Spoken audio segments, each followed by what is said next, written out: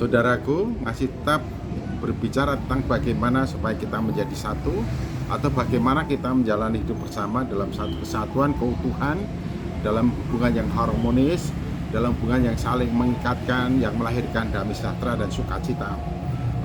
Ada beberapa hal yang perlu kita perhatikan, yaitu hendaklah kasih itu jangan pura-pura. Jadi kita tidak boleh bersandiwara seolah-olah mengasihi padahal tidak mengasihi. Kasih itu harus tulus. Lalu jauhilah yang jahat. Kita jangan sampai melakukan sesuatu yang jahat, baik maupun dalam pikiran dan sikap. Jangan sampai, tapi lakukanlah yang baik. Kita harus selalu melakukan yang baik, terbaik bagi dan demi untuk kepentingan bersama. Jadi yang pertama, jangan pura-pura. Yang kedua, jauhilah yang jahat. Yang ketiga, lakukanlah yang baik. Berbuatlah baik untuk seseorang dengan yang lain dalam kehidupan bersama. Dan ada hal yang 4 dan 5 yang penting sekali. Malah kita saling mengasihi sebagai saudara. Jadi betul, memang kita satu sama lain sebagai saudara di dalam Tuhan Yesus Kristus. Itu harus kita implementasikan betul, harus kita wujudkan betul. Jangan hanya berhenti pada nyanyian dalam Kristus kita bersaudara, dalam Kristus kita bersaudara sekarang dan selama-lamanya. Tapi kenyataannya kita saling bermusuhan, saling membenci, saling menjelekkan, saling mengolok-olok, saling menjauhi satu sama lain. Tidak boleh. Kasih kita kepada seorang dengan yang lainnya harus kita wujudkan, kita implementasikan dalam kehidupan praktek, dalam kehidupan nyata, ketika kita berada bersama atau ketika kita dalam posisi yang tidak saling bersama atau berjauhan. Kita tetap punya pikiran dan perasaan yang penuh dengan kasih. Hati kita, pikiran kita selalu dekat dengan siapapun orang-orang yang kita kasih. Jadi kasih itu tidak boleh pura-pura, tidak boleh ada pikiran dan perbuatan yang jahat. Segala sesuatu yang kita lakukan adalah yang baik untuk sesama kita dalam kehidupan kita bersama, dan juga mengasihi, saling mengasihi sebagai saudara. Kalau mengasihi sebagai saudara, tentunya kita selalu berpikir untuk bertindak dan memberikan yang terbaik bagi seorang terhadap yang lain dalam kehidupan bersama. Karena siapa yang menerima uluran kasih, pilihan kasih, perbuatan kasih adalah saudara kita, bukan orang lain, tapi saudara kita. Artinya ada hubungan yang terikat, mengikatkan kita yang tidak terpisahkan.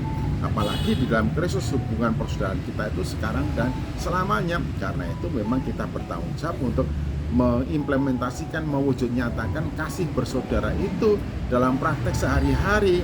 Jadi jangan hanya di batas teori, konsep-konsep, atau seharusnya, tapi dalam implementasinya tidak pernah terbukti.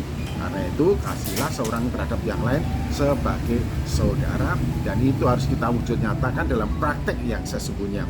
Melihat ada saudara yang kekurangan, mengulurkan tangan memberikan bantuan. Melihat ada saudara yang sedang sedih hati, mendekati, duduk di sampingnya memberikan penghiburan dan kekuatan. Melihat saudara yang sedang menangis, kita memberikan dorongan, motivasi dan kekuatan. Melihat saudara yang sedang mengalami masalah, kita mendampingi untuk memberikan support supaya bisa mengatasi persoalan dengan baik. Jadi kita harus wujud nyatakan, praktekkan dengan benar, mengasihi seseorang dengan yang lainnya atau saling mengasihi sebagai saudara. Kemudian yang kelima, kita harus saling mendahului memberi hormat. Jadi jangan menunggu orang lain menghormati baru menghormati. Kita harus mendahului memberi hormat kepada yang lainnya. Menghormati bukan siap berat, hormat berat, bukan gitu. Artinya menghargai keberadaan orang itu, menerima orang itu apa adanya, menghargai potensinya dan keberadaannya, memberi kontribusi dan pasti berdampak positif dalam kehidupan bersama. Jadi saling mendahului dalam memberi hormat, tidak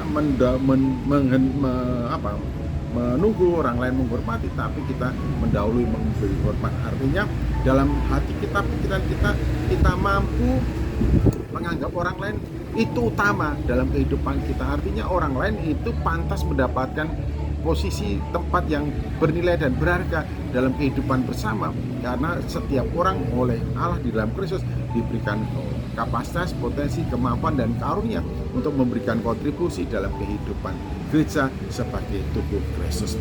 Jadi marilah kita saling mendahului memberi hormat. Lepaskanlah dirimu dari mengolok-olok, merendahkan, mendiskreditkan, meremehkan orang lain, dan lepaskan dirimu dari merasa diri lebih hebat, lebih unggul, lebih baik daripada orang lain. Jangan lepas kontrol dan dari mulutmu sampai keluar kata-kata yang membuat orang lain menganggap dirinya tidak atau dianggap tidak berharga dan seterusnya.